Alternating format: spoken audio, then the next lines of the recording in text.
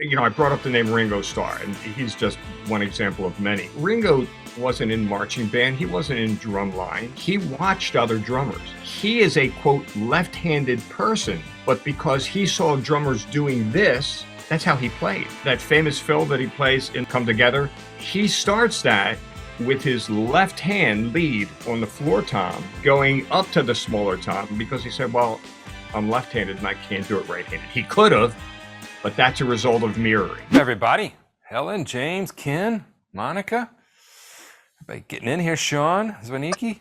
It's good to see everybody. We have none other than the infamous Mr. Marc Dicciani with us today. I'm super pumped about this. Marc and I typically spend most of our time geeking out whenever we're together on topics such as the brain and practice, how we can get better at it. Marc is an incredible drummer, as well as Marc. What is your position at the University of the Arts now in Philadelphia? Well, I'm just stepped down a year ago from being the university dean and the College of Performing Arts dean of the School of Music, and now I want to devote all my time to teaching and research. So I'm a full professor, tenured professor of drum set. So that's what I do at the university. Yep. That's awesome. I didn't know if you owned it yet, or I didn't know what your path was. Like, I didn't know how aggressive we were getting here. No, So I'm good. I'm good with drums, man. Awesome. Well, look, everybody, if you're new, these are guest artist calls. They run a little bit different than our normal Q&As in that we don't spend a lot of time up front celebrating wins, which we're real big on here, is looking at what is our daily win, because each small thing gets us to the next thing. We also don't do a giveaway on the, we don't do a giveaway on the guest artist call. And so I'll give something away. What's that? I got some Marc D sticks. That's it. Victor, I'll give a couple of pair. All right. Well, how about we'll give a pair of sticks away, Marc Dicciani sticks, and we'll get the address to you and everything. Grant will rudely interrupt us at about half an hour, and then we'll do the giveaway. It's a whole thing. It's kind of cool. It's a whole deal. So we'll do that. But if you have a question, please put it in the chat, or just raise your hand, and you can talk directly to Marc. The reason we bring these guest artists in is because they are a wealth of information, and I always learn so much from them. We just had Paul Francis on here, who was with Zildjian for many, many years. And so I try to think about, like, what would my 14-year-old self just geek out about? And it is absolutely this. If I could have gotten on a call with guys playing and doing it for a living, like, I just would have been there every day. I would have just, been super overweight in my room, overeating just in front of a screen, just absorbing knowledge. And then I'd have to go work out so that I could lose all the weight I gained just sitting there.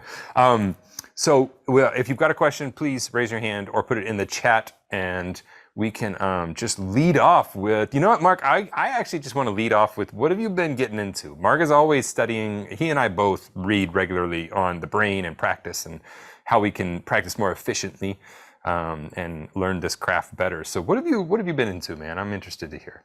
Well, all of my research focuses on motor skill development and how our nervous systems work, entrainment to music and metronomes, what that does, what it doesn't do.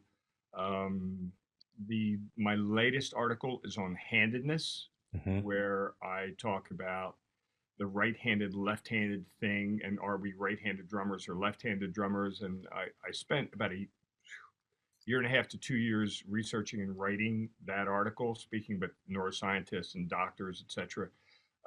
Basically, my end game with that is drums are not a right-handed or left-handed instrument. It's a bimanual instrument, and we can learn to do anything any way we want. If we want to play crossed for the hi-hat, if we want to play open-handed for the hi-hat, if we want to play any of the forms of traditional grip, probably thousands of different ways to do that. It doesn't matter. We can do, our hands are amazing, all the mechanoreceptors, our nervous systems into our hands. We got into this in a recent call where we were discussing handedness. and discussing how I don't actually really believe in a weak hand anymore, because my left hand is actually super smart when it comes to ghost notes, playing the inner beats, comping in a jazz setting on the snare drum. And my right hand is actually really stupid at those things. It can't do them. It just can't. It could if I trained it to do it.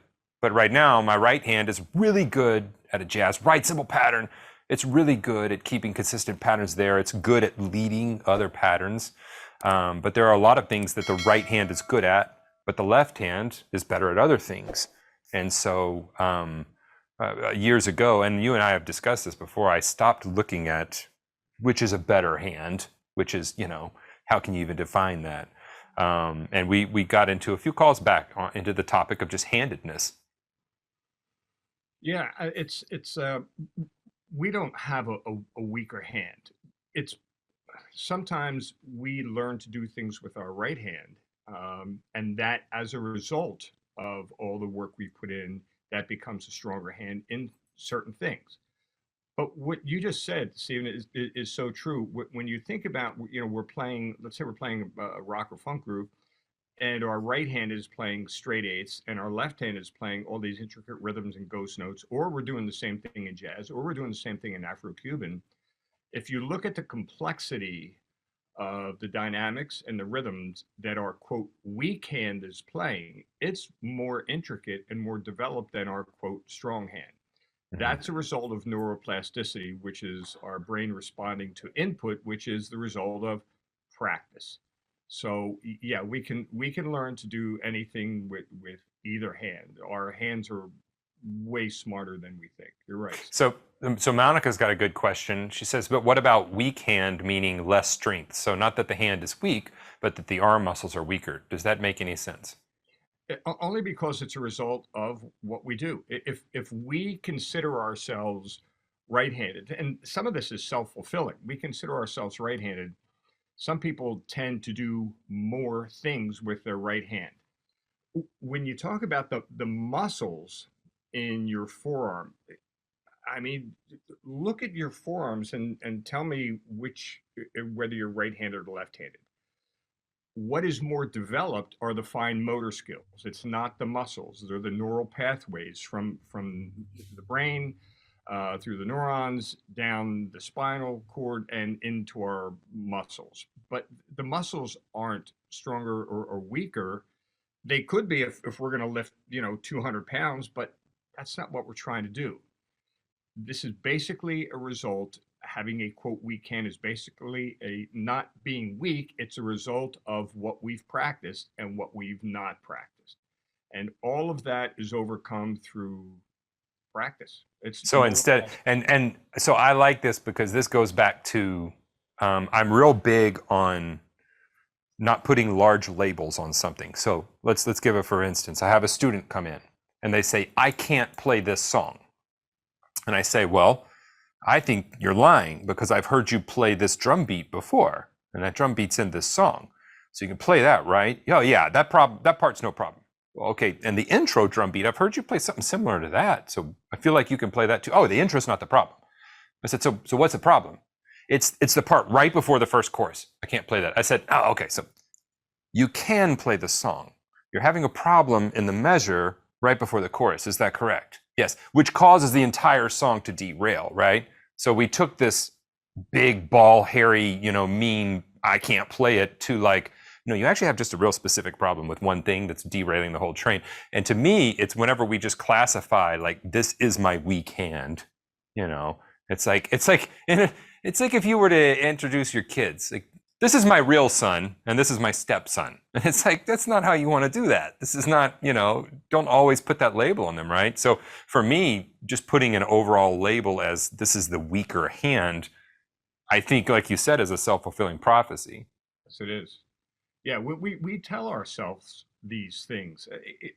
I'm just going to talk for a minute about mindset. Mindset is how we practice and how we develop is a product of how we practice, what we practice, and also what we think about what we practice. In other words, these things are self-fulfilling. If we tell ourselves that we can't do this, or we tell ourselves this is our weak hand, then that affects how our brains and neurotransmitter works, because we're having these conversations with ourselves all the time. And we're telling ourselves we can't do this, we don't have the skill, we don't have the ability, this is our weak hand. Yes, Stephen, you're right. It's a combination of what and how we practice, all the physical, all the mechanical, and what we tell ourselves about what we can do and what we can't do. This is not like self-help talk. This is not that. This is how is norepinephrine and dopamine and the serotonin. These are how all the neurotransmitters and the chemicals in our brain work and our function of what we tell ourselves. Again, this is not like self-help book. This is how our brains work. What we practice, how we practice, and what we tell ourselves what we can do and can't do, and the result of how we think about what we practice. It's those two things combined every single day. I think that's 100% true. And that's the thing. For years, I like that you referred to like this isn't self-help stuff, because for years anything that was mindset oriented, and I think we're getting a little past that. Anything that was mindset oriented was like, okay, you're in the self-help realm now. You're in life coaching. And it's like, no, I'm really not. I'm actually just wanting you to tell yourself you can do it, because you can actually do it. So if we tell ourselves all day we can't do it, it's defeating the purpose. I just want to refer quickly to an article that I wrote on grip, the whole traditional grip thing that I did a lot of research on, and it's going to be published in Percussive Arts Society. They told me the June edition, so I don't know when that comes out, but it'll be published there. And if anybody wants a copy of the article, I'm happy to email it to you. Just send me your email address, and I'll be happy to send it to you. But what the article ends with is maybe 5 or 6 drummers who are handicapped. I'm going to mention one to you, Ray Levier. I don't know if you're familiar with Ray, an amazing drummer. I would say jazz drummer, but I just where's he out of? New York. New York. I just watched a video of him on Instagram the other day. He posts all the time. He was in an accident when he was a child. His house or apartment that he lived in caught fire. He almost has no fingers in his hands. He has to tape and rubber band the sticks to his arms to play. Now, what I probably shouldn't have told you that about him. I probably should have said, just go watch his videos. Just watch him play. Watch what he's capable of doing. If you close your eyes, you can't tell. You know what?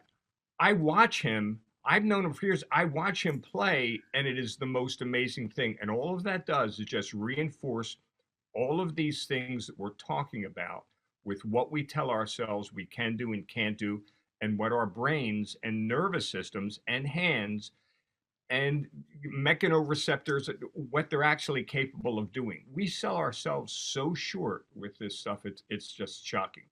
I knew a drummer in New Orleans. Everybody knew him, and I forget his name now. I've spoken to him many times. Same thing. There was a fire in his home. He was in the garage, and there was a fire, and he was burned over 90% of his body, 3rd-degree burns. His fingers were burned off, hands were burned off. When he played, he put them in place with a wristband, and his feel was impeccable. I mean, it was insane how good what he played felt. And he had chops for days, and he had no hands to speak of. He also was one of the most positive guys that you would ever hope to come across. Dan Caro, thank you, Grant. Very similar to Ray, Mark. If you ever want to talk to somebody like that, Dan Caro is great. He's also a motivational speaker now, I think. And he had the hottest girl in the room. Like, he walked in with this gorgeous, I'm like, I need to talk to this guy. Like, he has it all going on. He was so happy. He was such an incredible talent. People loved him. And it wasn't holding him up a bit. And that's all I think, like you said, it's just the stories we tell ourselves. You know what? You're right. This article that I wrote, it ends with not just Ray, but there's 4 or 5 other drummers. Mm-hmm. And there's actually an organization called Can Do Musos Mm-hmm. um, that is dedicated to, I don't want to use the word handicapped, but they're drummers that have either neurological, physical deficiencies. And it's an organization. They get together, they talk, and watching them play, I'm telling you, you would never know it. Yeah. And We especially for us, we that don't have those kind of handicaps, to start telling ourselves that we have a weak or left hand, or we can't play this groove, or we can't play this fill, or we can't play clave with our left foot or whatever, it's all self-limiting. That's all it yeah. is. Yeah. Pat's got a question. And if you have a question, please put it in the chat. You can also private message Grant if you're like really don't want to talk to people, don't want anybody to see you, or just raise your hand and you can just talk to Marc. All right, Pat, we got Pat out of North Mississippi. Yeah. Well, Steve's heard me talk about this before. I have a handicap due to a stroke that I had several years ago. A little history. When I was in high school marching band, I got kicked out because I was left-handed and my drum slanted the wrong way. No, he didn't really kick me out, but he made me change. So I converted to playing right-handed. Okay, that being said, I'm playing right-handed to this day, but because of the stroke, I lost about 25 to 30% of my fine motor skills in my left hand. I can't do double strokes, single strokes without them pulsing, and they're just and single stroke rolls fall apart after about 2 measures at any significant speed. So I just kind of run into walls all the time to get past, the maybe advanced beginner stage, because I just can't do the some of the things that are required to advance to that level. Doing doubles, on my drums and stuff like that. Right hand does fine. Left hand is just sloppy as can be. So I don't know. Any advice on I've been listening. I know that people that have such worse handicaps than I have, because I can do pretty well most of the time, but I just have hit a wall, and how to get better and how to either work around or negate the effects of this minor handicap that I have. Any thoughts on? Yeah, Pat, I do have some thoughts. Actually, I'm on a fellowship with Thomas Jefferson University Hospital to continue to do research in this specific area of people that have suffered strokes, or people that have been suffered debilitating injuries, etc., and how drumming can help to rewire the brain. So first thing I would say, okay, I hear what you're saying. You know what? Ringo Starr, to me, was one of the most musical drummers because he always played to music.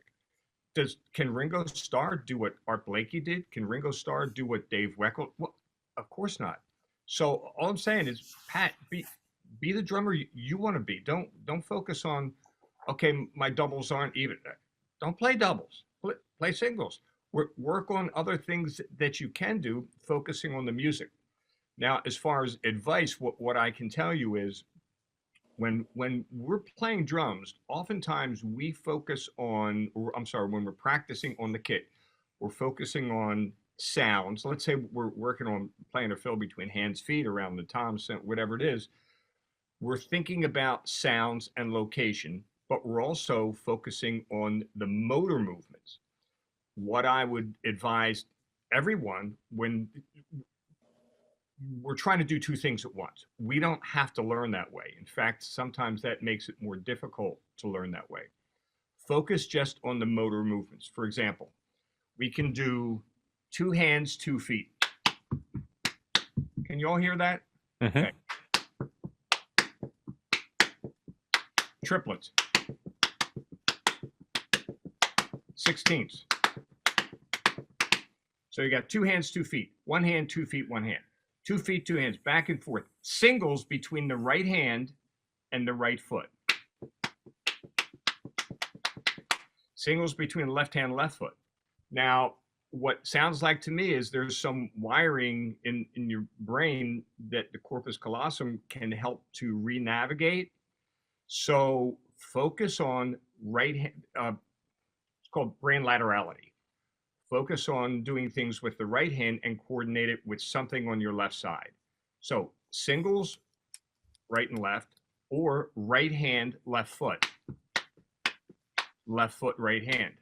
Or no, what did I say? Right hand, left foot, left hand, right foot, then singles back and forth. It helps to rewire some of those synaptic connections. So and you don't have to do that at the drums. We're so, I am so against so much tradition that we've been stuck in the 50s for how to play and learn drums.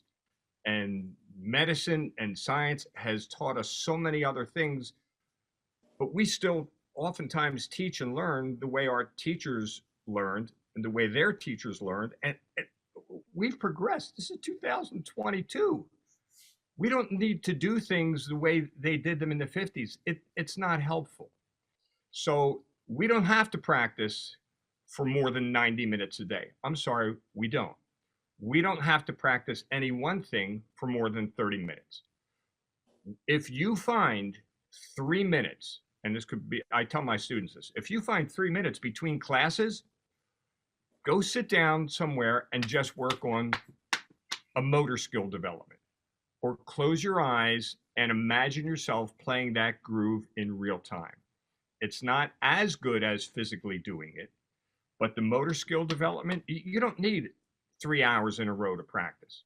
You can find 5 minutes here, 10 minutes there, 12 minutes late at night, and you don't even have to be at the drum set. I'm sure every one of us has driven a car, hopefully still with 2 hands on the wheel, and moved our hands and fingers and trained to the music that we're hearing and moving our feet as well. It could be in a car. I do it when I'm sitting on the beach. I got a beach house, thankfully. I do it. I'm sitting on the beach. That's where I practice. Just motor skill development. Right hand, left hand, cross lateralization with the brain. They're the things I would recommend for you, Pat. Thank you very much. That's very encouraging. Appreciate it. I got a question for you, Mark. Yeah. With something like this, does mirrored learning work? So, for instance, attaching your left hand to your right hand and having them do the same motions and assessing them as you're going, which is a similar way to how we learn whenever we are little babies. We mirror what other people are doing. Does that have any usefulness in this? I'm honestly curious. No, it's funny because oftentimes when I'm sitting across from a student and maybe we're on pads, we're not on the kit, we're on pads, and I'm showing him or her something and they start mirroring because I said, no, start with your left hand. Oh yeah, you start with your right hand. Yeah, but this side of my body, because you're sitting opposite me, is that side of your body. Mm-hmm. We are visual learners primarily. So mirroring, in fact, there's a whole notion about how dancers learn and how we learned by watching other people play. I mean, I brought up the name Ringo Starr, and he's just one example of many. Ringo wasn't in marching band. He wasn't in drumline. He didn't sit with a pad with the NARD play. He watched other drummers. He is a, quote, left-handed person, but because he saw drummers doing this, that's how he played. That famous fill that he plays in the or a group, part of the group he plays with, Come Together. Come Together, right? He starts that with his left hand lead on the floor tom, going up to the smaller tom because he said, well, I'm left-handed and I can't do it right-handed. He could have, but that's a result of mirroring. So much of what we do, when you ask somebody, why do you play this way? Well, that's the way I see drummers play. Okay, mm-hmm. But it's not the wrong way to play. It's one way to play. Mirroring, because we're visual learners, we learn lots of different ways, but we imitate, we copy. There is a whole area of neuroscience called mirror neurons, which basically, and there's a lot of theories on this. It started, it became hot, then it got debunked, and now it's hot again. Is that so much of how we learn and develop? You got Steph Curry, right? Shooting. How many kids watch that? They don't go to a basketball coach. They see what he does and how he does it, and they're trying to imitate it. Mirror neurons, whether or not there are specific mirror neurons or a function of neurons that are mirroring, we learn by mirroring, and it's an important component of how we learn. We watch videos. Yeah, two things. I used to when I would have really young students, because I noticed they did the same thing. So I would actually tell them right, and then I would start on my left, and they would never notice it. They'd never be like, "Wait, you started on your left," and I'm like, I would automatically start so it wouldn't confuse them when they were looking at me. And then second, Pat, Grant and I were talking about this the other day, and then I went and had a all-day session with Aaron Sterling on Friday, which was mind-blowing. Guy's just such a talent. And so passionate. Aaron Sterling has a whole thing that he does, and Aaron knows what he's good at and stays within that realm and pushes himself when he needs to, but he knows what he does well. The same way, there was a video recently where they had Dennis Chambers played a Tool, and the first thing you hear Dennis Chambers say is, I would tell him to call another drummer, because he doesn't, that's not his music. Like, he doesn't play, he can get through any song, but that's not what he plays. So it's a known thing among professional drummers. We do a certain thing and we do it well, and maybe we can do other things, but we choose to stay in this lane. And there are some people like Vinny, who's a freak, and we all, hate him because he's so amazing. I'm kidding, he's amazing. Vinny is one of the only guys that I've seen just flip around a different, play a Megadeth album, and he goes and plays a fusion gig. Like, I don't understand how he does it.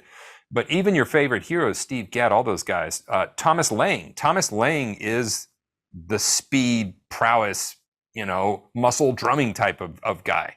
That is Thomas Lang's lane. And so, Pat, I think, just kind of speaking to you, I've struggled with this for years. Understanding what you do and do well is okay, and being comfortable with it. Ringo being comfortable with being Ringo gave us amazing music. Steve Gadd, comfortable with being Steve Gadd, gave us impeccable music, But if Steve Gadd would have always wanted to be like Thomas Lang or Vinny, we would have missed out on everything. Steve, what's the name? I can't think of it right now. I met him a couple of years ago, a Def Leppard drummer lost his left arm. Oh, what is his name? Grant is Rick Allen, is that right? Rick Allen, yeah, that's it. Okay. There you go, Pat. He lost an arm in an accident. And what was cool about that band? They didn't want another drummer. Yeah. It's like, no. We'll figure it out. You're going to play with the right hand. You're going to play with some modified set where your left foot can play on a snare. And okay. Yeah. I totally agree. Yeah. Okay, so I'm sorry, Grant. You're the monitor, so. I see Bob has his hand up, but there are other questions. Yeah, let's get to, let's see here. Did we have another question come in here on the chat before? No, we're okay, good cool. for Bob. Bob, what's up, man? I gotta change hats, so keep my endorsers happy. Ooh, I love this. It's like musical chairs endorsements. It's like, Car, man.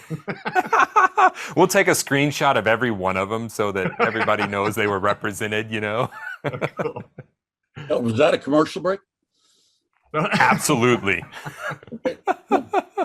I want to get a little off topic. The shoulder.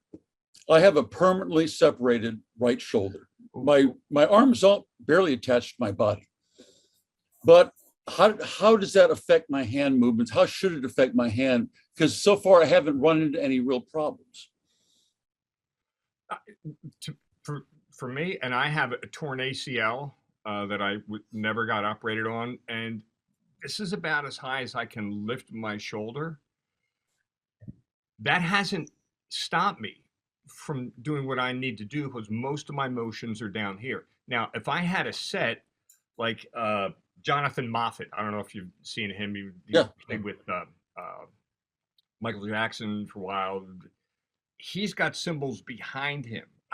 Okay, that'd be a no for me, and I'm guessing for you as well. Yeah. It's easier for us to modify where we put our equipment. If you're playing and you're telling me you're not having any physical problems, any tingling in your fingers, any Nothing, no. numbness in your hands, and you can get to your equipment, then I think you're good. I mean, the nerves that come into our fingers come obviously, from the spine down through the shoulder, down through the arms. But if they're not impinged in any way, then you still would have, and I'm just assuming, I don't know, and I'm not a medical professional, but if you're telling me you don't have any weakness in your hands or fingers or in your wrists or forearms, then it may just be a function of where you set equipment, where it's within reach. And that's the beautiful thing about equipment today. I mean, you can put anything anywhere. Yep. So, and this is my teaching, and my clinic kit is 2 or 3 times this size, and so is my road kit. But play a 4-piece kit. I don't need to have everything around. So just modify what you need to have around you based on pain or access. But if you're not having any problems, then man, I keep going full speed ahead. The only issue really is that my right arm hangs an inch lower than my left arm. So when I play, I have to keep my right elbow back behind my left elbow. It's a slight adjustment I've had to make in order to keep the sticks hitting the center of the snare. And again, maybe there's a modification that you can make. I mean, if my snare is here and I'm facing a little off this way, I have to move my forearm further than my left. My left forearm is moved back. My right forearm is moved forward. So it could be that you even are able to modify how you sit and where you place certain things to accommodate that. Interesting. So it might just be, experimenting and trying some different things with your setup. Okay. Thank you. I actually didn't know that about you, Bob. Bob is a wealth of information that I'm still discovering about him. So did that happen? Because of an accident all of a sudden, or was it just something that gradually, your arm just slowly fell off? Or I'm not joking. I'm not making a light of it. I'm just wondering. It happened riding a very strong thoroughbred horse, actually an offspring of the Great Seattle Slough. Gotcha. And wow. The horse spooked. My rein broke. I hit the road very hard, right on my shoulder. Okay, so it was like a ballistic type of a very quick thing. Yeah, what it does, it fragmented the area where they could reattach it, and they said, we can't do it. Really? So you said you'll live the rest of your life with a separated shoulder, and that's what I'm doing. So, but there's no pain with it? None, zero. In fact, I may even have a little more range of movement than the normal person. Yeah, it's because you're like Mr. Stretch Armstrong. You're like, yeah. I am constantly, I know we're staying on this, but I'm constantly amazed at the human brain and the human body and what we can do despite just completely being blown to bits. And it's like, we'd probably still function. We're probably all right, You know what, Stephen, and that again, and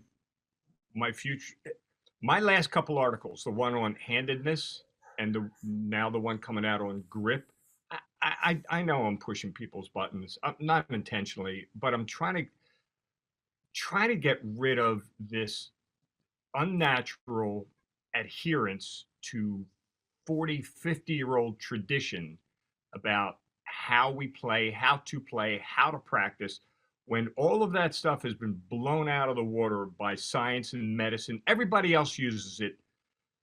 Drumming, for being this quote unbelievably modern hip instrument, is too often still taught and thought of like it's 1940. I swear. the article that I've started to write, it's called The Tyranny of Tradition. And it's about, this is what we can do, this is what we can't do, this is how to learn, this is how, and it's all not based on anything but conjecture and misconceptions. And so, yeah, I've become more that guy. Yeah, well, that's Grant and I have had talks about this because it's something I think about a lot. That I think I've told him several times. I think we teach the drums wrong. But I haven't. I'm still wrapping my head around what all that means and how to begin to how to roll out some of these ideas into a curriculum that is in place. Some of the ideas are there, but I'm still putting some things together of I think we teach this instrument incorrectly in many ways. Not that it's all wrong, but the same, we're adhering to this tradition of way back in the day, and it's like I don't actually think that's very important right now because I never do that. So I had a teacher in college say to me, and I was playing traditional grip at the time. I had a teacher in college say, Mark, your left hand isn't as strong as your right hand. You should practice, and this is a direct quote, you should practice for every 1 hour you practice with your right hand, you should practice 2 hours with your left hand. And this is why I only got a B from this teacher. Smart aleck Mark says, why don't I just practice for 3 hours with both hands? And he said, I don't think that's funny. Yeah. I don't think you're right. It wasn't meant to be funny. It was, what kind of convoluted thinking is this? I don't play with my right hand for 2 hours and then with my left hand. I actually play with both hands. It made no sense to me. But anyway, that's another one of those traditional things. I had a very similar experience with Dr. Wooten whenever I took a 3-year break in college, went and played professionally on Bourbon Street full time, and then came back because I wanted to finish my degree. And I sat down with him and I said, I know this is in the syllabus, but I'm not doing these things right here. So we need to find something to put in place of them. And he said, why are you not doing them? I said, because I will never use this ever. I'm never going to use it. And he said, but you have to learn timpani. And I said, I most definitely do not have to learn timpani. And he said, well, you'll need it. I said, I will never need it. I don't want to play timpani. I hate tuning a drum in the middle of a song. It's awful. Why would I want to do that? and he said, well, I may have to fail you on some of this. I said, I'm happy to take that. I just was not. There were some things that I had been kind of out there, and I'm like, these are not applicable. I don't use these things. Glenn's got a great saying. He said, sacred cows make gourmet burgers. I like it. Yeah. There you go. That's a good hey, Isle Steven? says, yeah, what's up? Hey, before we get to more questions, it's time to do our giveaway. Uh-oh, giveaway time. Yes. Giveaway time. We try to make this as cheesy and painful for everyone as possible, Mark. Okay. So do we have it? Are we ready here? We're ready.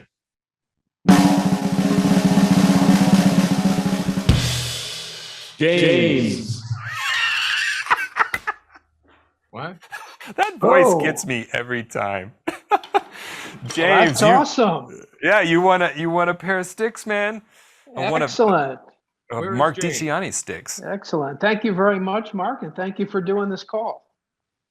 You bet. And James, just make sure we have your correct address. I think we do, but just follow up with Grant, and so we can double check it. I put my Vic Firth hat on. You guys know Luke Combs down there? Oh, absolutely. Yeah, look, beer never broke my heart, man.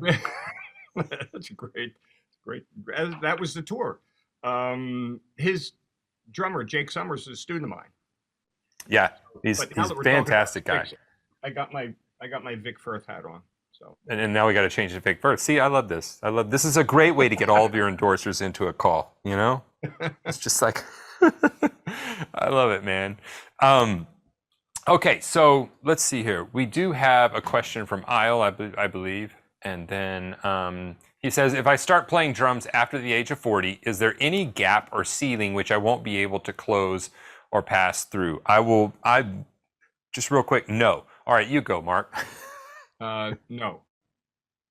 Yeah. I mean, yeah, no. Yes, the answer is no. Yes. So speak to that, though, just from some of your studying that you've done. Speak to, because we do have, I would like we have probably over 65% of our student base is over the age of 45. And so Okay, we actually have a lot of discussion about this, because they're, again, teaching from years ago, you can't teach an old dog new tricks, et cetera, and so forth. There's a lot of that hangs over. Yeah, see, Glenn saying 61, 73, like they're putting in their ages now. So you know what? 63. It's So it's all speak to this. it's all misconceptions. You can learn until the day you die. You can learn forever. Now, I'll say this: when I was 21 years old, I could do, like, my technique was just absolutely ridiculous. I could do things that I can't do now. Is that because I've gotten older? No, it's because I've changed the focus of what I feel is important. Mhm. And I get this, especially students coming into the university, and they're young, and they can do some pretty amazing, they can do things I can't do. Of course, most of those things are maybe things that they don't need to be doing and will never need to be doing. But you change your focus as you go. So the important things that we all need to focus on, and Stephen, I watch your videos, I hear you talk about this, I see your posts, I see your top 5, top one, groove and feel. I- That's it. Play musically. Here's the thing. I have one of the ensembles that I have at the university is a salsa ensemble, and we do traditional Afro-Cuban music. We do contemporary Afro-Cuban music, and I had that teacher say to me one time, "Well, how do you get the drummers to do that? I mean, it's not really in their blood." I said, "In our there's no drum. We don't have a drumming gene. There's no drum gene.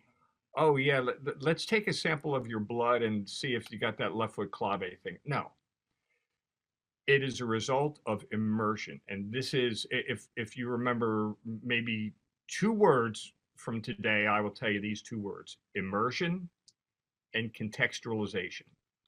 Immersion is okay. I have been studying. I grew up, speaking some Italian, so I can say, let's say, uh, mi chiamo Marco Giuseppe Dicciani.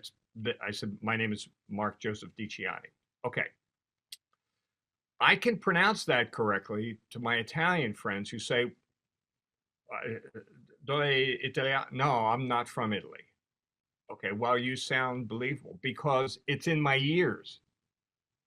So I can also say, mi chiamo a Marco Dici. Right away, you know that I'm not from Italy and I don't speak Italian.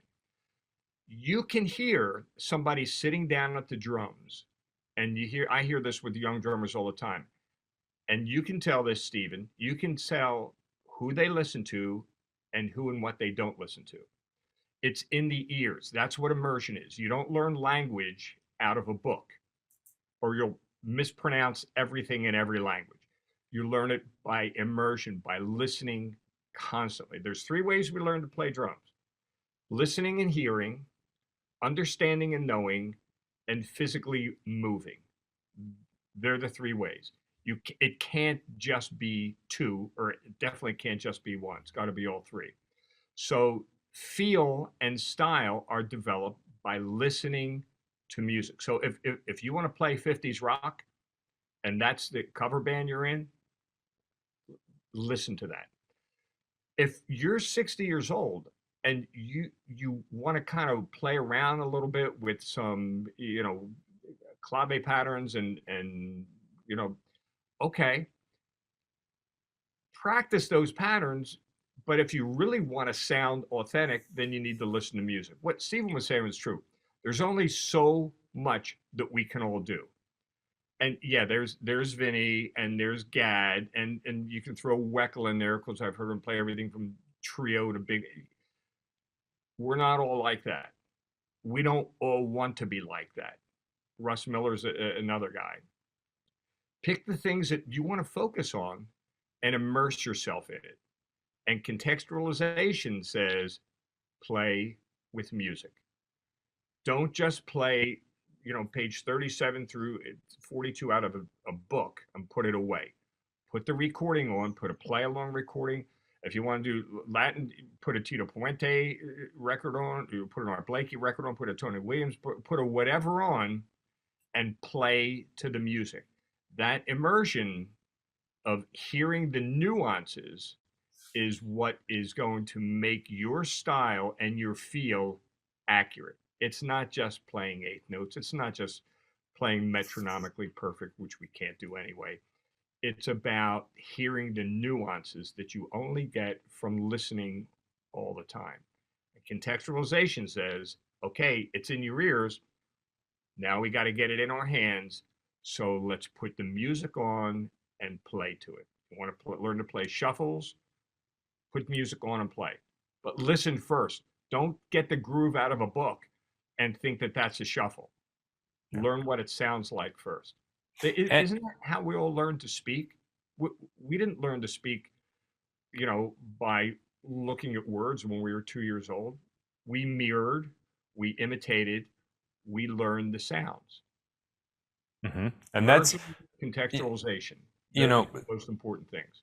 Whenever you're practicing, you don't yes, practicing to a metronome is good. We should do that. Our time is, you need to improve it. But it's not wrong to also replace your metronome with music. And you can Google songs at 100 BPM, songs at 80 BPM. And now you can play the exact same exercise, this. You can play that exact exercise. Just play it to a song at that BPM instead of playing it to a metronome. And you have the best of both worlds, because to me, that takes me and pulls me into the world of the song. And no, I'm not playing what that drummer's playing, but I'm playing in the feel of that drummer. So now we're not playing to a metronome, we're playing to a drummer that has good time, and we're learning to match their feel instead of isolating our practice time from the music and then being like, all right, show up at the gig. I have all of these things and I practice them to a metronome, and now let's insert them into the music, right? It feels odd to me to do that. Yeah, and you'll never develop good feel or the nuance and understanding of musicality and music. You got to play the music. You got to hear the form. You got to hear the changes. You got to hear the flow and energy and intensity. And no drum books have that. Only music has that. If that's our end goal, it doesn't. And listen, it doesn't need to be our end goal. I have some adult students who they don't play in bands. They don't play gigs. They just want to play on their electric kit or whatever, and they want to play and have fun. Okay. They don't need great feel. They want to try different things. But if your end goal is to play professionally, I mean, listen, I'm just going to drop a name. I played with Frank Sinatra. He never said to me, can you play faster? Or can you play that with just one foot? Or it's never about that stuff. If your end goal is to play music with musicians, then that's the context that you should practice in. If your goal is not to do that, figure out what your end goal is, and that's your context for practicing. If you want to play music and you got a stack of 30 drum books you're working on, these drum books don't equate to playing music. They just equate to playing stuff. And there are a lot of drummers that can do a lot of stuff. You see them on YouTube all the time. I don't know if they ever get a gig. Yeah. I got a question for you, because we talk about this a lot in the forums and via email, and I push people to play with other musicians as quickly as possible, even if they just started playing music. So part of the camps that we're doing, we have several students that are a little leery because they've never played in front of another person. We have several that have never played with other musicians, and I'm going to make them play with other musicians when they get here. Not in an embarrassing way. It's fun. Like, it's freaking fun. Why would we not do this? And so can you speak to that, the importance of putting yourself in a room with another person that is also playing something that makes sounds, and together we're going to play things that make a thing called music? and how important that is to our develop as musicians. Yeah, you know what?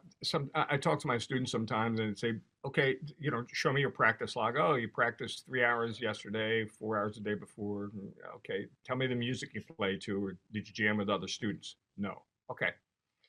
How do you, if we spend, and again, we are a product of how and what we practice. If we spend 3 hours a day in this room playing stuff, and we do that for months on end, and then we finally get out to play with somebody, it's going to be like the young kid who was never allowed out of the house until they were 8 years old, and then all of a sudden somebody comes over to their house. No, this is my toy. No, this is no. Don't touch with it. Music is social. We need to be able to play with other people. I mean, that's if again, if that's your goal, is to play music, play in a band, play in recordings, play on tour, whatever it is, you only do that playing with other people. It's a social thing. I was watching this again. Jake Summers was doing a podcast yesterday with the bass player who's also on tour with Luke, and they were talking.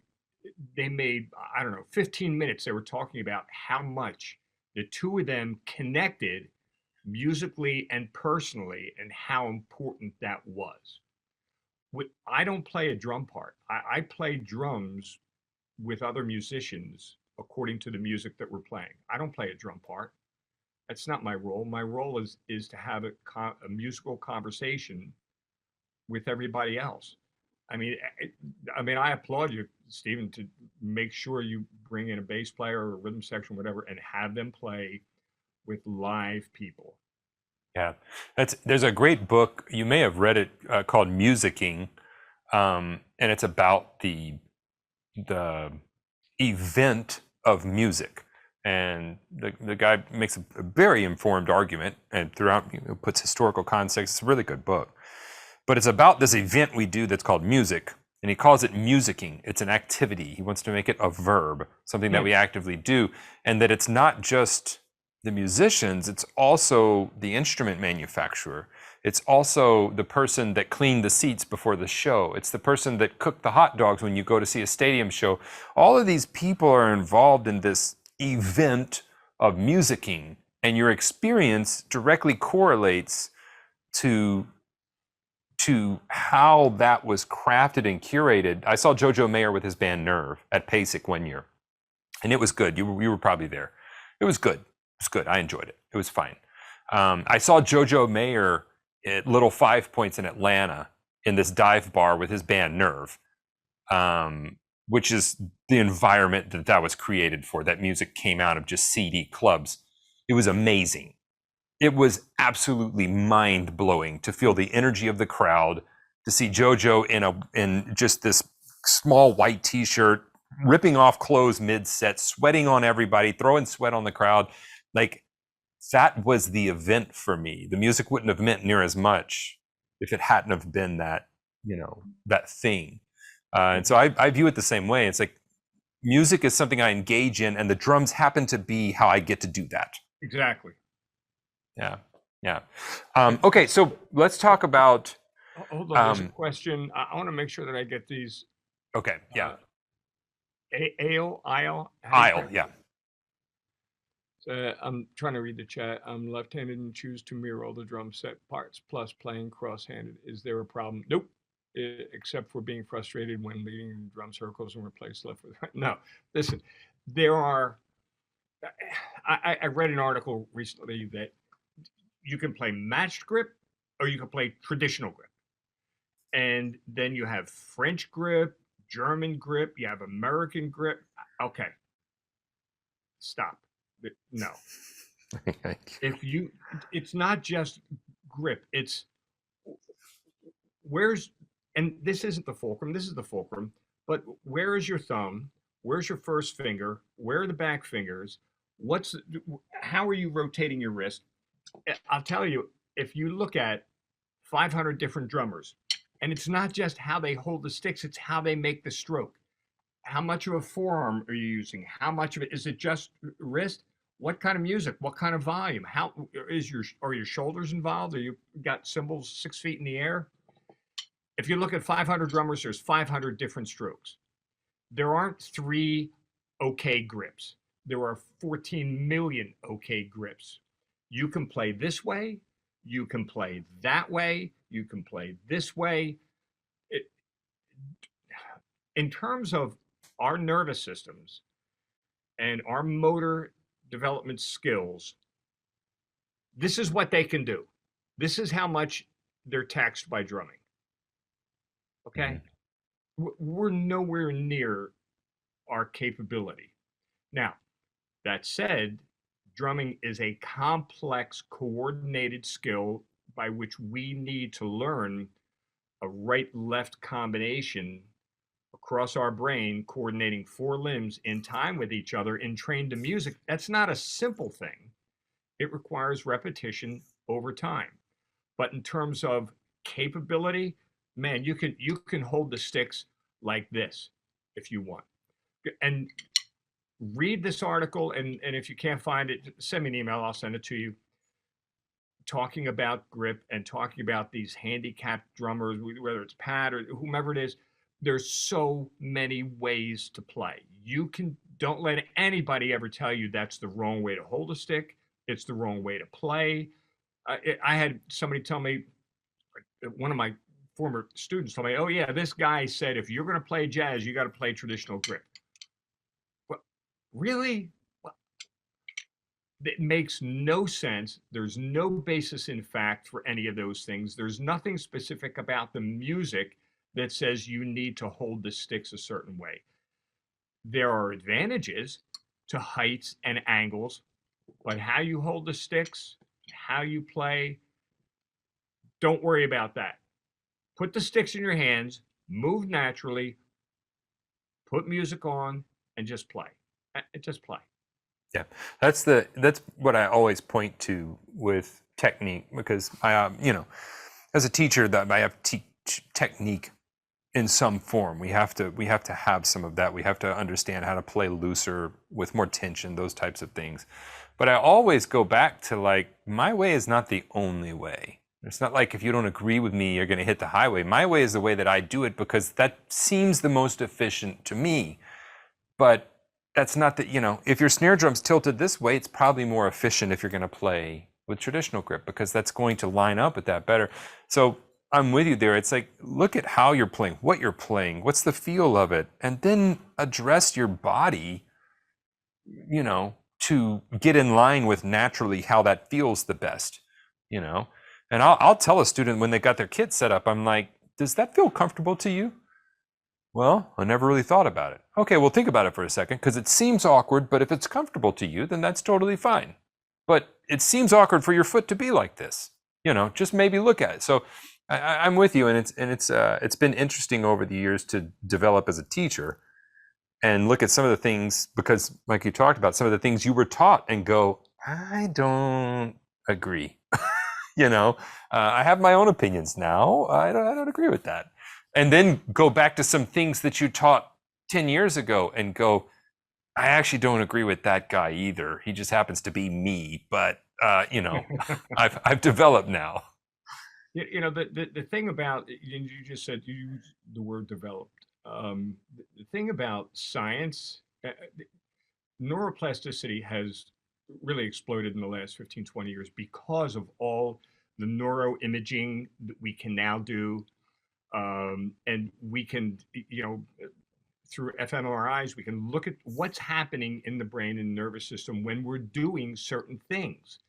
And it wasn't available to us at this level before. So the rate at which we are learning how to do certain things and all the things we're talking about today is just exploding. So develop, yeah.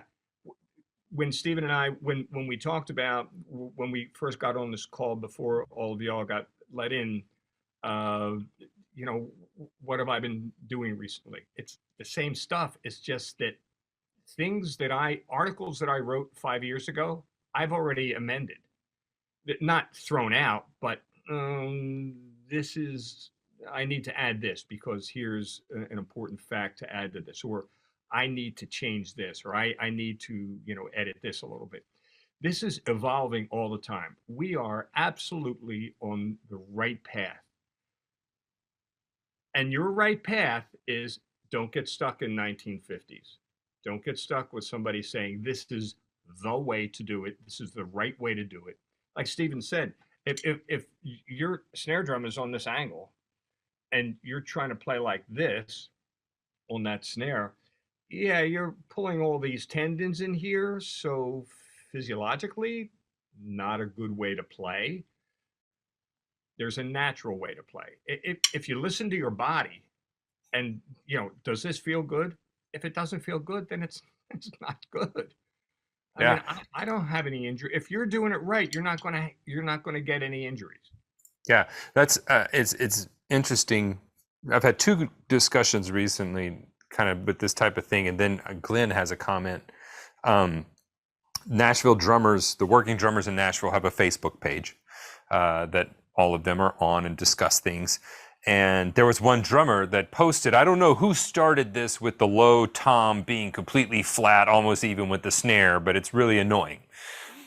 And I said, well, but not if you sit up really high, then it is kind of smart, because if you sit up really high, then it's pretty easy to get to it. And having it on a slant would make it a problem, because now you're sitting up high and that slant is causing you an issue. So it's really all about how you play and what's comfortable for you.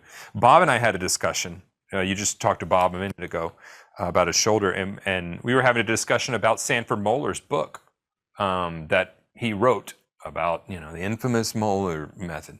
And he was talking about a lot of this stuff is just outdated. I said, yeah, it's absolutely outdated, because, Moeller was like in the middle of a field, with guys, they're sitting there playing sling drums. This is way outdated. We don't do that anymore.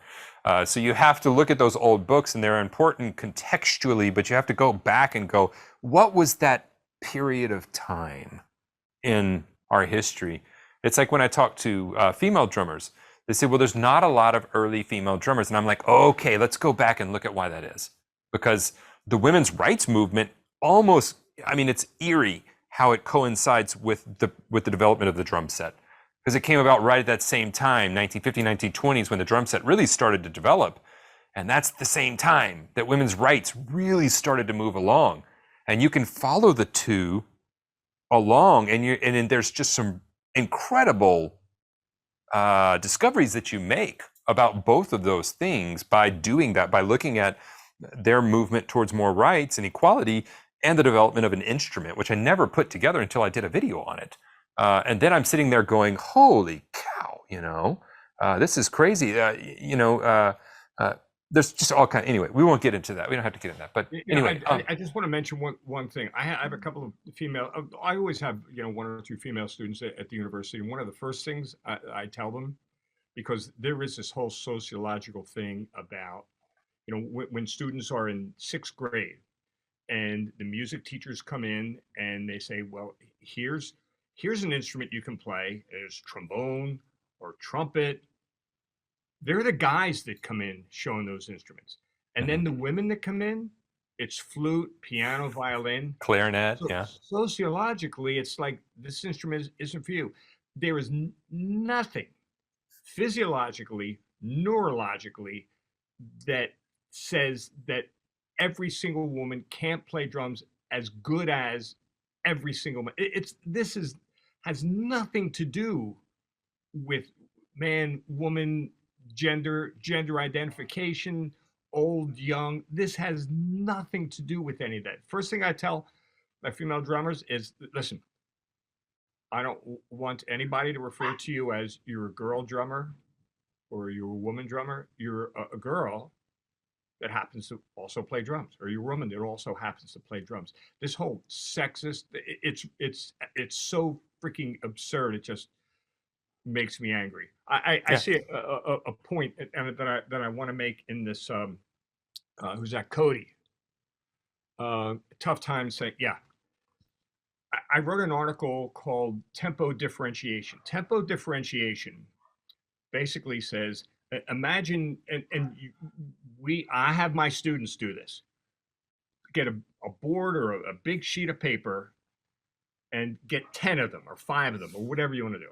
And each sheet is for a different style of music. So let's say bossa nova, right? And so you have a sheet of paper, and the vertical axis is volume, and the horizontal axis is tempo. So what happens is I tell them, let me hear you play a bossa nova, and they'll play one at, whatever, 110 beats a minute. I'll say, okay, let me hear you play one at 160 beats a minute. And they either, and this is a problem, they either try to play that same thing at 160 beats a minute, or they're not able to play it because what they're playing is too complex and they can't play it at 160. Mm-hmm. So my funny little weird saying is 160 beats a minute is not faster than 100 beats a minute. It's different. Mm-hmm. If you think faster or slower, you're putting limitations on yourself. It's not about faster or slower. What Tony Williams played jazz at, 250 beats a minute is not what he played at 100 beats a minute. It's just not faster or slower. It's different.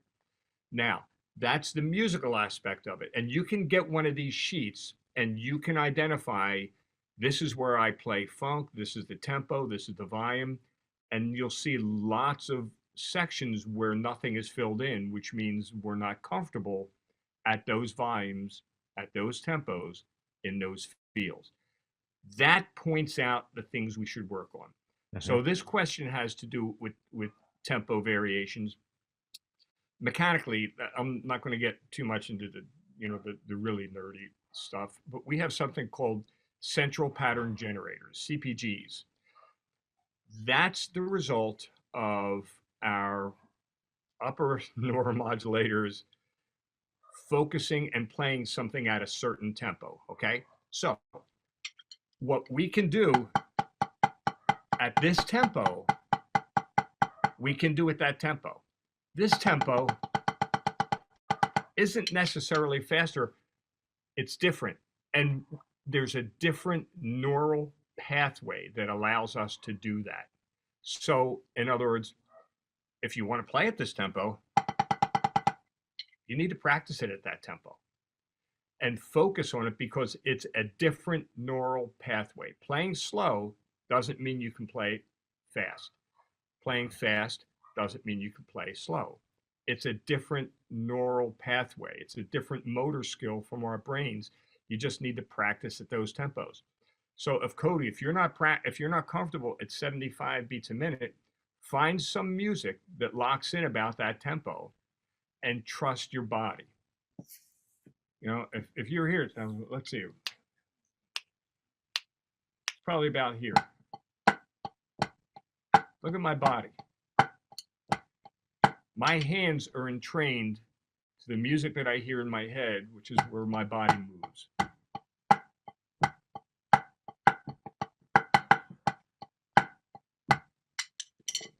You got to practice it at those slower tempos. Again, don't think of it as faster or slower. Just think of it as different. And yeah, 60 beats a minute is harder to play than 90 beats a minute. 40 beats a minute is even harder to play. There was one tune that I played with Sinatra that a friend of mine said, "Oh, did you play that chart?" I said, yeah. He said, "Oh, that's a man's tempo," and I'm not, I don't know, man's tempo. That's a hard tempo. I said, it was really hard. The most difficult big band chart. A friend of mine, Greg Field, who played with Basie and also with Sinatra, the hardest tune they played is a tune called Lil Darlin'. And if you want to write that down and check out that tune, it's this tempo. It's the hardest thing he said he had to play with the Basie band. Not the up tempo, 300 beat a minute. No, this thing, Lil Darlin'. It's the hardest thing. All tempos are difficult. All of them are difficult. Yeah. Get out of your comfort zones and practice at different tempos. Yeah. And there's several drummers you can point to that are beautiful examples of what you talk about when they play faster It's not just faster. They're not playing the same patterns. They are playing differently. I talked on a call with a student about Brian Blade, and it was this just killing fast samba. But Brian, his playing all of a sudden opened when he got to that higher tempo. He was playing very few notes and yet playing at a very high rate of speed. But he just thought of it differently. He thought of things are moving quicker, not necessarily more notes quicker.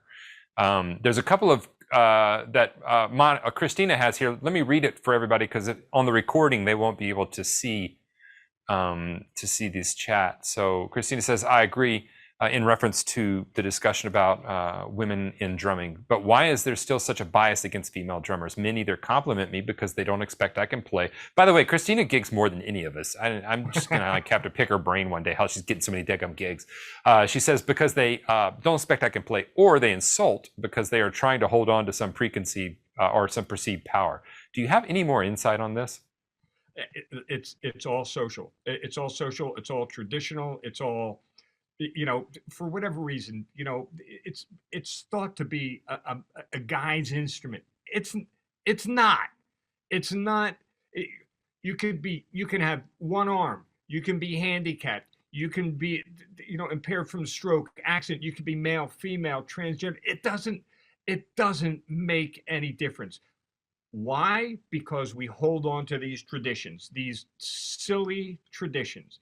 The Vic Firth has been doing some interviews with me that they post. They're long interviews, and the title of it is Marc Dicciani, Questioning Everything. So yeah, listen, I question everything. I don't have the answer to that other than it's one of these long-held things. Oh, women can't do this, women can't do that. If you're not perfectly, if you're not born with a drumming gene, you can't play drum.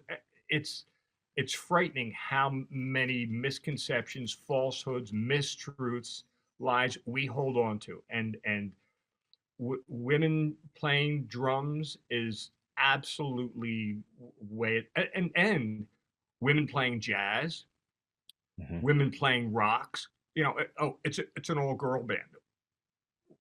We don't say it's an all guy band. Oh, Disturbed, they're all guys. They're musicians that can play. What are we talking about? Oh, it has to be an all girl band. Then it becomes like a novelty. You know what? Yeah. They're the things that we should all be rebelling against. It's just nonsense. It's crazy because the world's #1 percussionist, I think everyone would agree, is a female. It's Evelyn Glennie. She's insane. She's also deaf. She's deaf, and she has so much going against her, but she's like, you know what, even though I can't hear, I'm going to be a musician. And it's like she has superpowers now, because I think her sensitivity, given her disposition, just because of how females and males are wired differently, I think it's fantastic that she learned to hear by feeling the music echo in her body. Amazing. And she tells people, she's like, there's more than one way to hear, and you're really limiting yourself if you're not using your entire body to hear. Anyway, we have a question from Sean. Sean, what's up, man? Hi there. Really good to speak to you. Stephen's been doing a lot lately with like the 20% that affects the 80% of what we do, and I'm very much a basics guy. Like, I do a lot of and I've been basically trying to try it out, doing basic stuff at home on the pad, just between the pad and my feet, and then taking it to the kit. So maybe once a week or something like that. And the difference it's making in my playing. So I always ask, firstly, any of the guys that come on, are there any sort of basic exercises that you still do that you learned on day one that are still valuable, that you find valuable? And secondly, I mean, I've also been reading, like, there's a guy, Daniel Levitin, is it?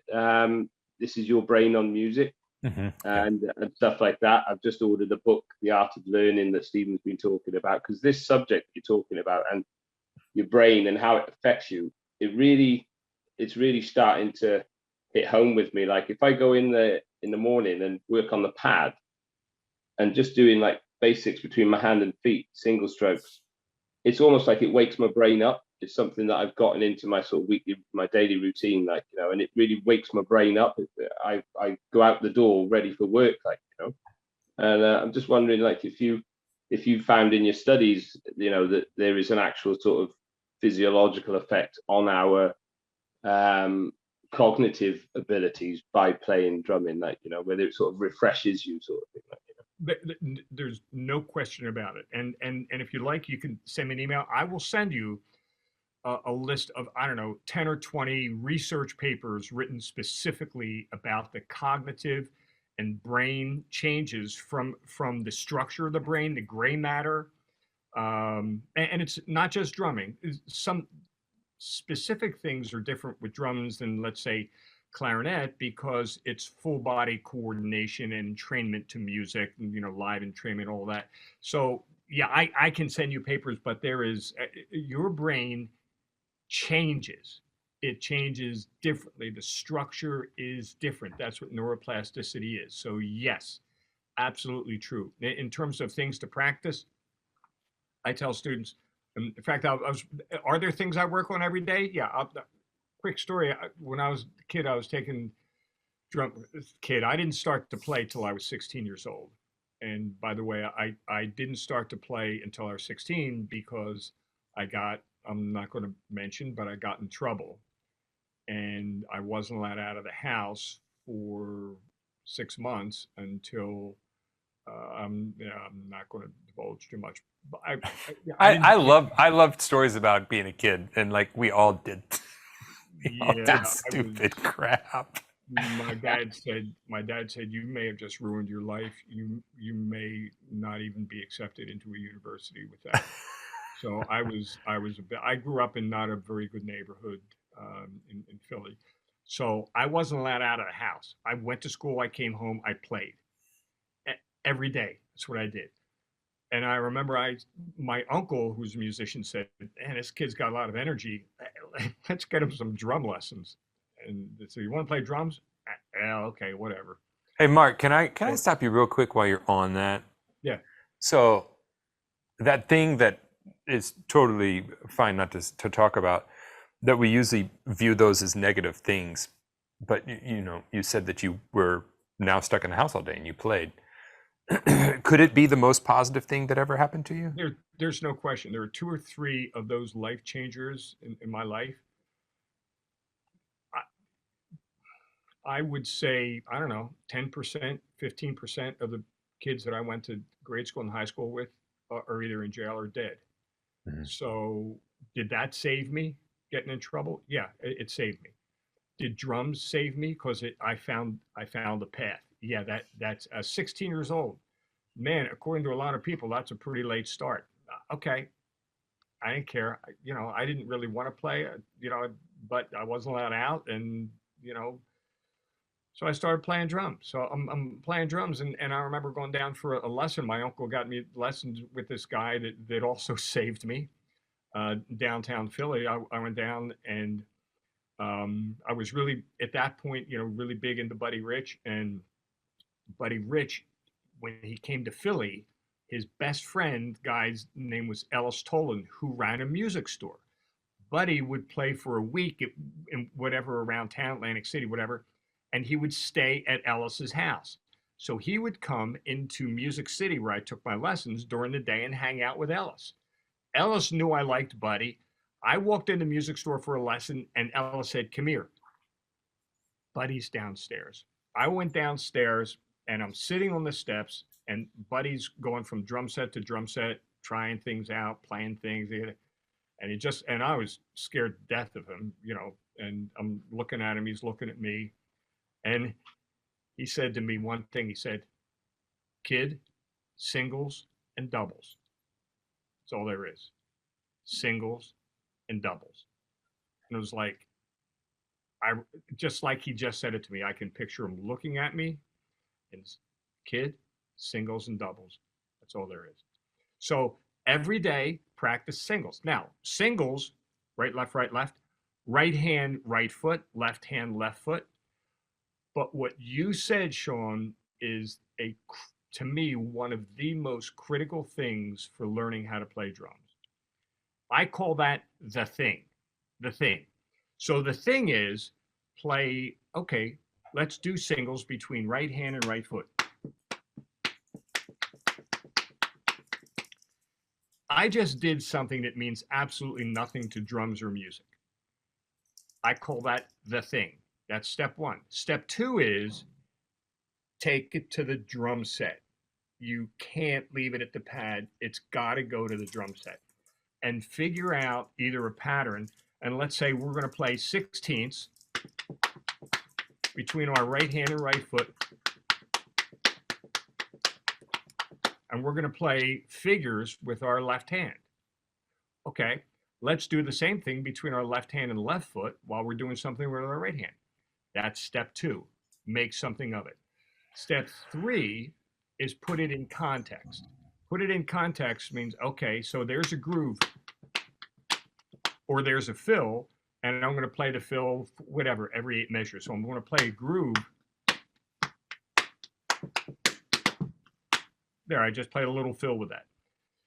Step four, as I call it, super contextualization. It's what we were talking about before. Put music on, whether it's a play-along recording, and there's some amazing, accurate play-along recordings that feel great that you can get for almost nothing.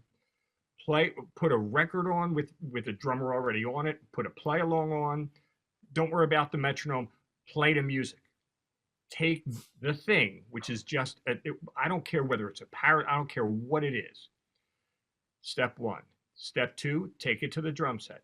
Step three is put it in context of a fill, a groove, a style, whatever, a tempo. Step four, super context, put music on and play it to music. It doesn't matter what you do. You know what? 10 years from now, I'll still be practicing. I'll be learning stuff new. That's the 4-step process of how I take stuff to the drums. Sometimes a student will say, Mark, I've been working on this thing, you know, for like 6 months, but it hasn't made it to the drums yet. I say, have you taken it to the drums? Because it doesn't walk there by itself. You need to practice it in context. They're the 2 words, immersion and context. So that's what I would tell you, Sean. Excellent. Thank you very much. I would say, yeah, I'm very interested in those articles that you were talking about. So maybe you can get your email through Steve to me, and I'll you know, we'll sort it out. My name's pretty unique. If you just put my name, Google it. I mean, there's, you know. Okay. I'll contact. I might be the only one that spells my name my way, and but send me an email, and it's just first initial, last name, Dicciani at UArts, UARTS. You can go to the University of the Arts. We can get you his email address. Yeah, for sure, Sean. Listen, what Steve said. I'm just fascinated by it. Like, they're reading these books at the minute, and it's just like, because I've been playing drums for years. You should be super careful about asking Mark for stuff to read, because I did that like 5 years ago, and I'm still getting through some of it. So he's like, "Here you go," and it's just like pulled a dump truck up to my house and was like, "I'm like, oh my god!" I printed them all off, Mark. I haven't told you that I have a whole folder that I've got one on my desk now, and I go back and I grab another one sometimes, and whenever I'm in between books. The book I just got done was Grit. It's a really good one if you haven't read it, Mark. It's a really good one. No, it's a great book, and there. Here's another one. Listen, there's, you know, Levitin's book, and there's other books that kind of talk about music, and eventually you're going to gravitate towards the books that don't even mention music, where the neuroscientists are talking about, you know, neurotransmitters and dopamine. Here's an amazing book. I'll recommend 3 quick books. And here is my, listen, you need to sleep 8 hours a day, not 6, not 5.5. And it's not, oh, you know, we feel better. It's when, I'm going to give you this quickly. When we practice, we are developing new neural pathways, and we're taking things from short-term memory that we're working on, and we want it to move into more long-term memory so we can recall it and play it later. neuroplasticity happens when we sleep. Mhm. And the most important hours of your sleep are the last hour and a half to 2 hours. And when I sleep 6 hours, I don't feel anywhere as bright and sharp as I do when I sleep 8 hours. Yeah. 8 hours. And book, it's called Why We Sleep. It's by Dr. Matthew Walker. And to me, and I've obviously read research a lot. This book is it's a life changer. It's incredible, and it's we've spoken about a little bit about this before.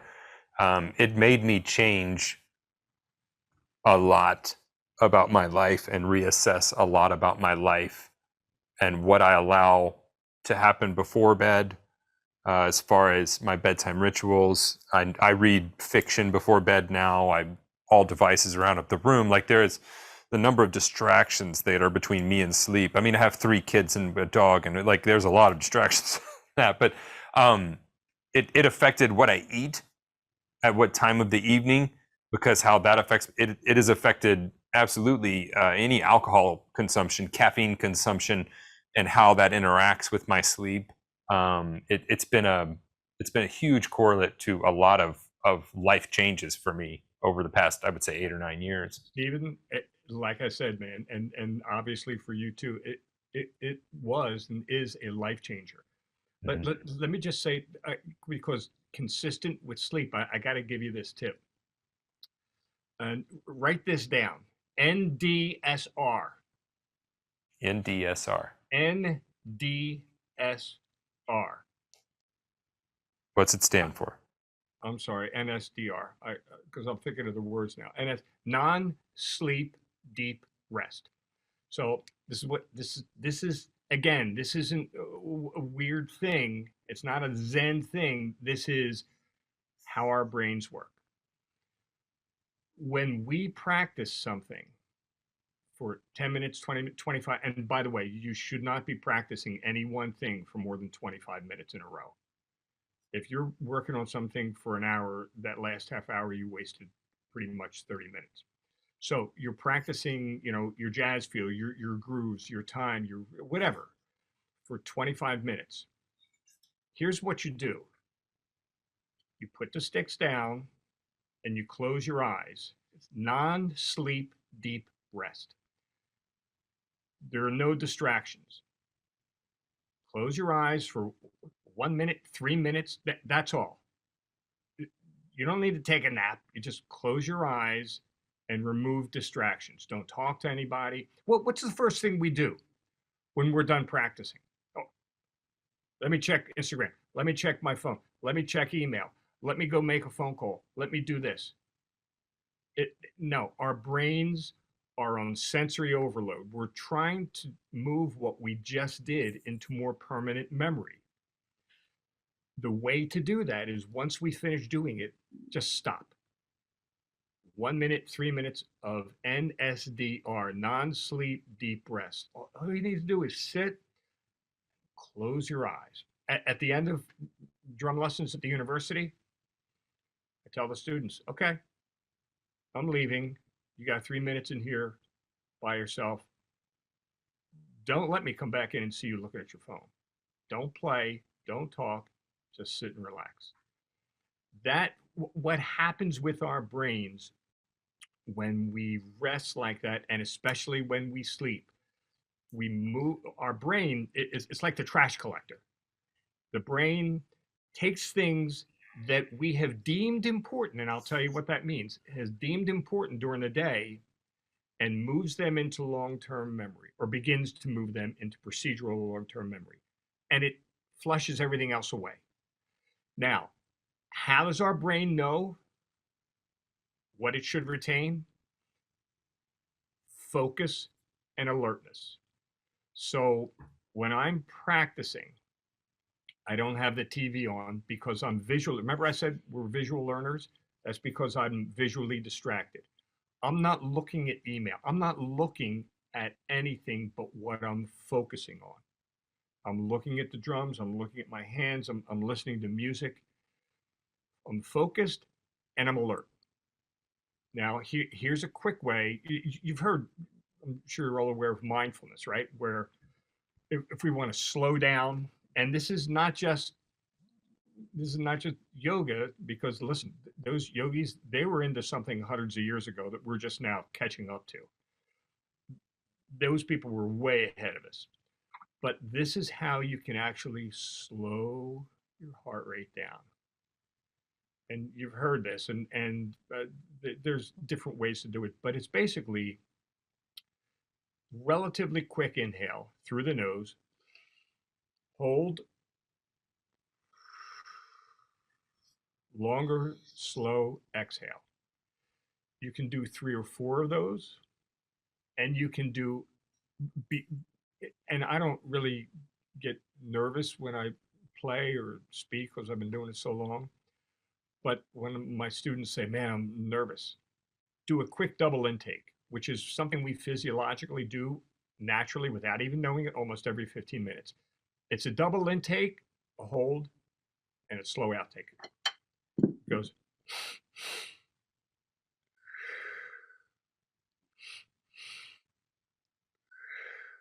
It slows us down. Now, the opposite of that will make you more alert. Now, I'm not a doctor, so I don't do too many of these because you don't want to hyperventilate. But you can do a slower intake and a faster outtake.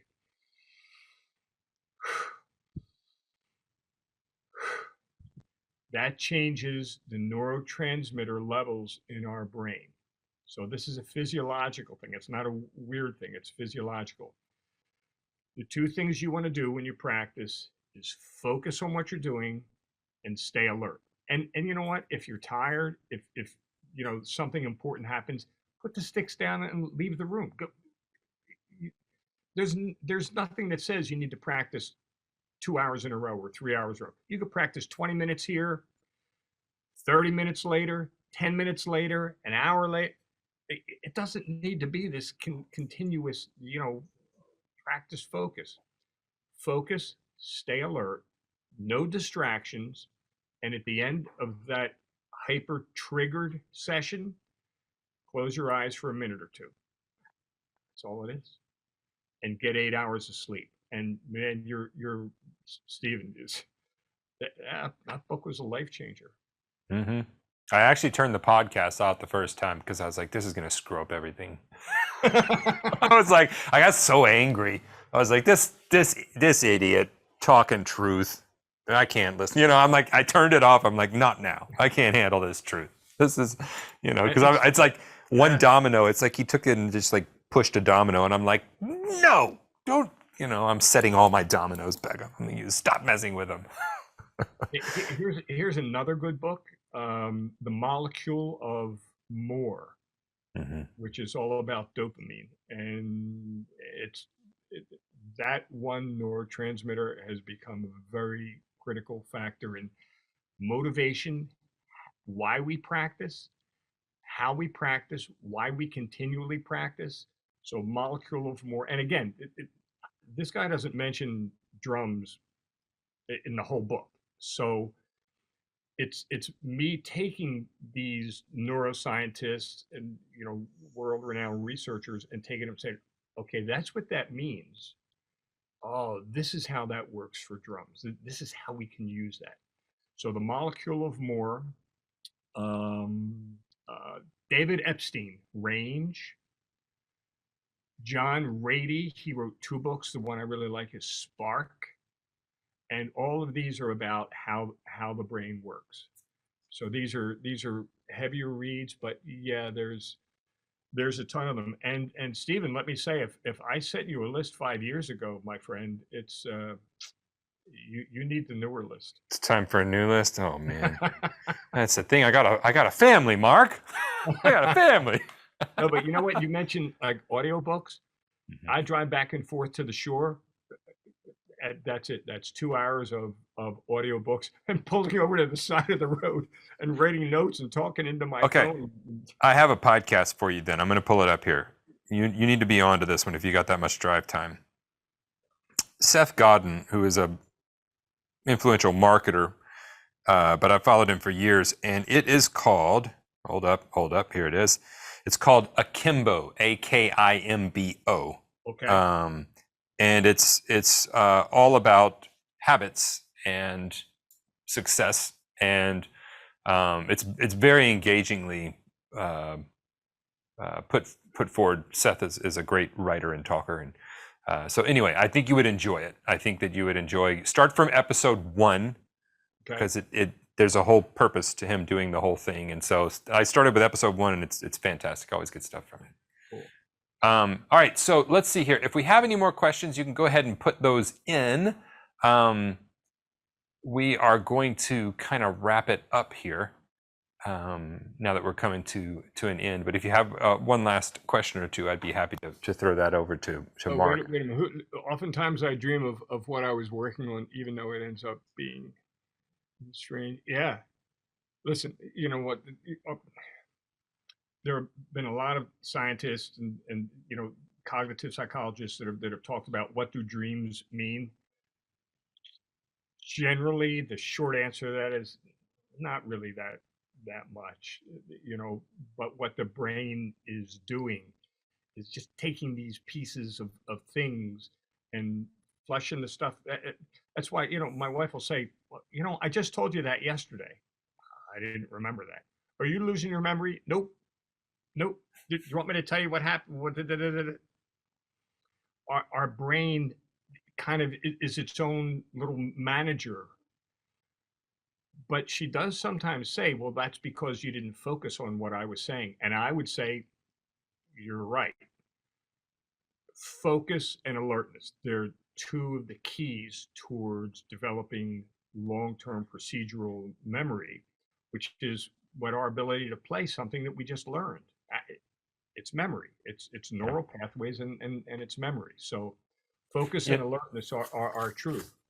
You know, something I've started doing, Mark, maybe I should find a more tactful way to do it. But I noticed that a lot of people that would be talking to me, all of a sudden in the middle of it, I would tune out, or they kind of just came into the room and started talking, and I was still on whatever I was thinking about before. And so with my wife, I mean, Kelly and I have been together since I was 16, so we've been together like forever now. It's like 25 years. So she'll start talking, and I'll stop her in the middle, and I say, "Sorry, could you stop and start over? Because I wasn't listening at all." And she'll say, "You weren't listening?" I'll say, "No, absolutely. I didn't hear anything you just said, but I would like to, and I think now I can focus." You know, I stopped that with my bookkeeper too. She was explaining, you know, well, your net profit, and I had just tuned down a while back. I was like, oh my gosh, this is, you know, and she said something. I said, I'm sorry, one more second. Could you say that again? Because I didn't get that. Well, net profit is your gross profit minus. I was like, yeah, no, I understand what net profit is. I actually wasn't listening to you. She said, she got kind of, I'm like, I don't want to offend you, but I was gone. So this is awesome discussion. Anybody that wants to talk to Mark, he is happy to correspond with you and give you more reading than you'll ever be able to do. Mark, you going to be at PASIC this year, man? Yes, I am going to be at PASIC. Awesome. I'm on the scholarly research committee. No, yeah, you're on one of those smart boards.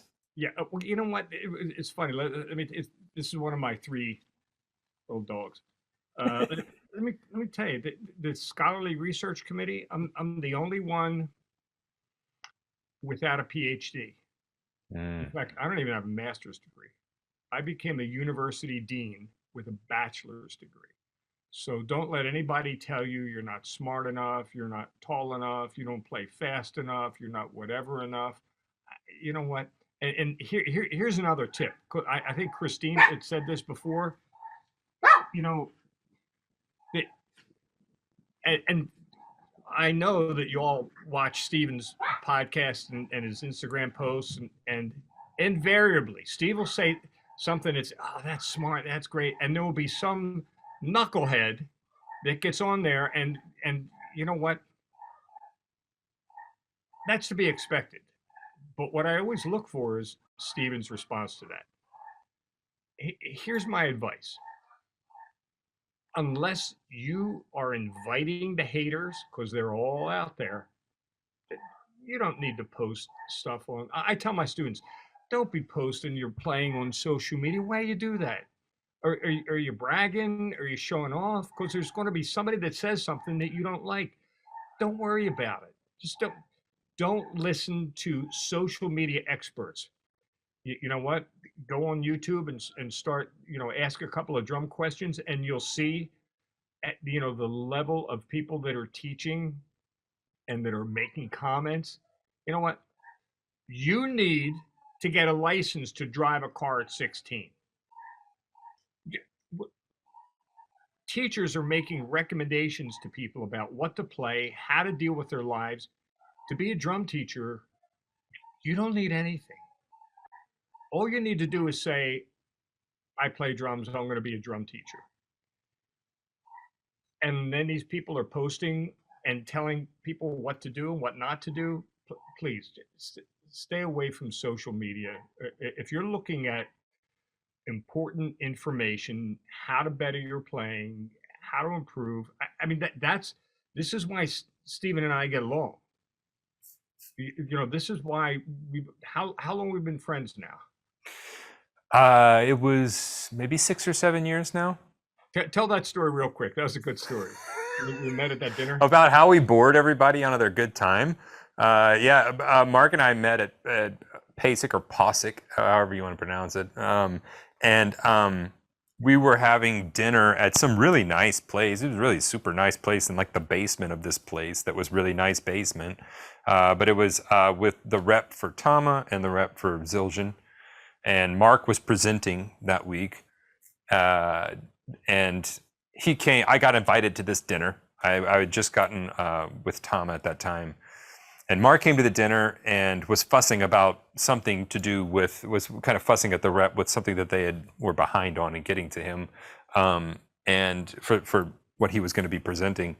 Well, then he mentioned something about myelin, and I said, "Wait, what did you just say?" And he said, "Oh, I'm talking about myelin." And I said, "No. So I was just reading this book on myelin." So then we start going back and forth about myelin and neurotransmitters. We're just like going back and forth. Well, we look back up like 30, 45 minutes later. Both the reps are getting the bill. They haven't said anything. They're like, "We're going to go next door, guys. We're going to, So they go next door, and they're, a lot of the reps like to get together, have a good time. They were telling us stories about throwing burritos out of windows at hotels. I don't know, a lot of things that they do and have a good time, and a lot of drinks flow. So we bored them out of that discussion. And then we wind up at the bar next door, and we found each other again at the bar, and we start into it again. And both of the same reps are sitting there, and we just ruined their good time. They wound up getting up and leaving that bar too, because Mark and I wouldn't stop talking about how the brain works. So myelin, it's like, what was nobody uses that word usually, and it's like, wait a second, myelin, you're drunk. What are you know about that superpower? So yeah, that's you can contact Mark. We'll give you his email address. He's fine with that. If you want to contact him with questions or further reading materials, you can look him up on his website as well. And Mark, thank you, man. I always appreciate you taking the time. Thank you for inviting me. And James, I got to get a pair of sticks. And here's what we'll do. If anybody else wants a pair of Mark D sticks, because I'm really proud of these.